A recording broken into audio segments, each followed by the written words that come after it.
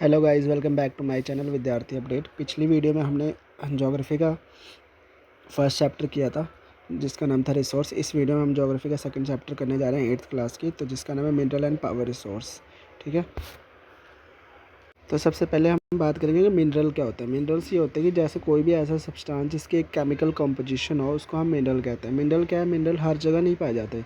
कहीं कहीं ऐसे एरियाज़ हैं जहाँ पे एक डिफरेंट मतलब ऐसे जियोलॉजिकल फीचर्स है जहाँ पे वहाँ मिनरल पाए जाते हैं, और कई ऐसे एरिया जहाँ पे मिनरल्स अवेलेबल तो है बट वहाँ पहुँच पाना बहुत मुश्किल है, जैसे आर्कटिक ओशन हो गया या अंटार्कटिका हो गया। मिनरल्स जो है कई different type of geological environment में पाया जाता है। जैसे कहीं की क्लाइमेट कंडीशन अलग है, कहीं दूसरी जगह की अलग है, तो अलग अलग different type of climate condition में डिफरेंट टाइप्स ऑफ मिनरल्स पाया जाता है। और हम उनको कैसे वो कैटेगराइज करते हैं, उनके कलर पे, हार्डनेस पे, डेंसिटी हो गया, केमिकल प्रॉपर्टी और सॉलिबिलिटी, इन सब चीज़ों से हम उन मिनरल्स को कैटेगराइज करते हैं कि डिफरेंट टाइप ऑफ मिनरल्स कहाँ कहाँ पाए जाते हैं।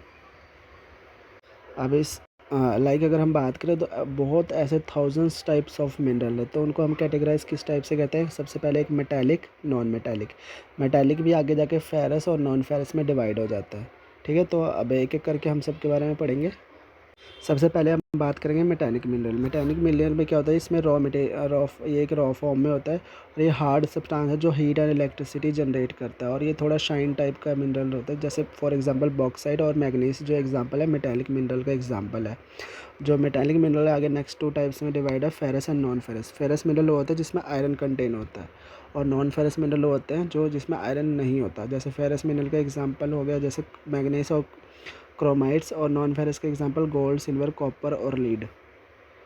तो ये एग्जाम पॉइंट ऑफ व्यू से बहुत इंपॉर्टेंट है कि मेटालिक मिनरल्स कौन से होते हैं, नॉन मेटालिक मिनरल कौन से होते हैं। जैसे गोल्ड, सिल्वर, कॉपर ये नॉन फेरस है बट ये मेटालिक में ही आएंगे। जैसे आयरन, मैग्नीज, ये सारे मेटालिक मिनरल्स हैं। तो आपसे एग्ज़ाम में पूछ सकते हैं कि मेटालिक मिनरल कौन से होते हैं, नॉन मेटालिक मिनरल कौन से। नॉन मेटालिक जिसमें आयरन कंटेन नहीं होता। ठीक है, तो नॉन फेरस जैसे फॉर गोल्ड, सिल्वर, कॉपर, इसमें आयरन नहीं होता बिल्कुल भी। तो नेक्स्ट है हमारे पास नॉन मेटालिक। नॉन मेटालिक वो मिनरल होता है जिसमें मेटल नहीं होता। जैसे limestone, mica, gypsum are example of metallic, non metallic minerals.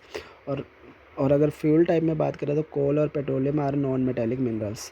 ठीक है, तो आप इसके एग्जांपल बहुत इंपॉर्टेंट है जो आप इसको याद कर सकते हैं, और एग्ज़ाम पॉइंट ऑफ व्यू से बहुत इंपॉर्टेंट है क्योंकि ये हर एग्ज़ाम में ये पूछा जाता है कि नॉन मेटालिक मिनरल कौन सा और मेटालिक मिनरल कौन सा है। नेक्स्ट है हमारे पास कि जो हम मिनरल अर्थ से निकालते हैं माइनिंग करके, उसको हम माइनिंग बोलते हैं। जैसे रॉक्स को काट के जो हम मिनरल निकालते हैं उसको हम माइनिंग बोलते हैं। नेक्स्ट है हमारे पास open cast mining. Open cast mining क्या होता है कि जैसे मिनरल जो बहुत डेप्थ में है तो हम क्या कहते हैं, अपर सरफेस लेयर को हटा के जो हम माइनिंग करते हैं, ओपन कास्ट मतलब खुला, मतलब पूरा ऊपर लेयर हटा के उसको हम ओपन कास्ट माइनिंग बोलते हैं। और इसी में डीप बोर जो उसको शाफ्ट बोलते हैं। और जो हमारे पेट्रोल वगैरह जो अर्थ के नीचे उस नेचुरल गैस वगैरह उसको हम ड्रिलिंग के थ्रू निकालते हैं, जिसको हम ड्रिलिंग बोलते हैं। और नेक्स्ट है हमारा distribution of mineral. Distribution of mineral क्या है? मिनरल जो डिफरेंट टाइप्स ऑफ रॉक्स में पाया जाता है, इग्नियस, सेडिमेंट्री, मेटामॉर्फिक। तो 7th क्लास में भी हमने इग्नियस, सेडिमेंट्री, मेटामॉर्फिक के बारे में पढ़ा था, तो अब इस क्लास में भी हम ये पढ़ेंगे।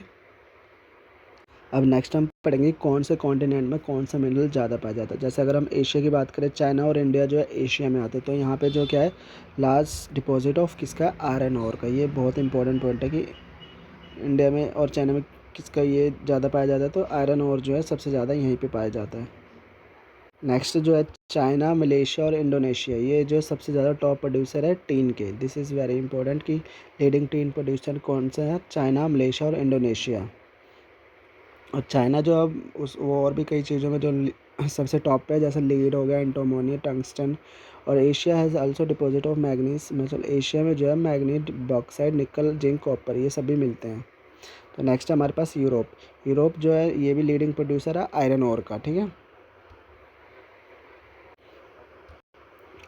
तो उसके बाद है नॉर्थ अमेरिका। नॉर्थ अमेरिका में क्या है कि नॉर्थ अमेरिका जो लोकेटेड है 3 जोन्स में लोकेटेड है, जैसे Canadian region, north of great lakes, ये एप्लेगी रीजन एंड माउंटेन रेंज। और ये सारे किसके डिपॉजिट यहाँ पे ज़्यादा है, निकल, गोल्ड, यूरेनियम एंड कॉपर, जो ये सारी चीज़ें यहाँ पे इजीली अवेलेबल है। नेक्स्ट हमारे पास यूजेस ऑफ मिनरल। मिनरल क्या होता है कि mineral different type of industries में यूज़ होते हैं और कई अलग अलग चीज़ों में जो बनाने के लिए जो मिनरल्स यूज़ होते हैं वो भी एक यूजेस ऑफ मिनरल है। जैसे फॉर एग्जांपल सिलिकॉन यूज़ होता है कहाँ पे, कंप्यूटर इंडस्ट्री में। एल्यूमिनियम जो ऑब्टेन होता है वो और बॉक्साइड से बनता है, और ये ऑटोमोबाइल हो गया और एरोप्लेन हो गया, इन सब में ये चीज़ें यूज़ होती है।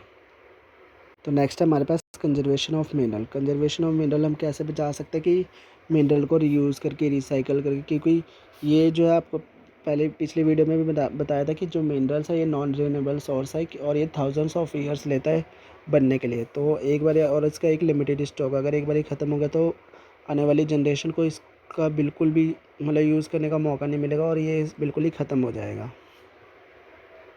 नेक्स्ट है हमारे पास पावर रिसोर्स। पावर रिसोर्स क्या होता है, कोई भी ऐसी चीज़ से हमें पावर और एनर्जी मिले उसको हम पावर रिसोर्स कह सकते हैं। तो ये टू टाइप्स में डिवाइड है, कन्वेंशनल सोर्स और non conventional source. Conventional source होते हैं जैसे कोई भी ऐसी चीज़ जो बहुत लंबे समय से यूज़ हो रही है, जैसे अगर हम फायरवुड और फॉसिल फ्यूल की बात करें तो ये कन्वेंशनल सोर्स ऑफ एनर्जी है, मतलब ये एक टाइम पे आके ख़त्म हो सकती है। जैसे फायरवुड हो गया, जैसे हम खाने में पुराने टाइम से ही यूज़ हो रहा है, ये खाना बनाने के लिए जो लकड़ियाँ अभी भी स्टिल गाँव वगैरह में जो लोग चूल्हे पे खाना बनाते हैं।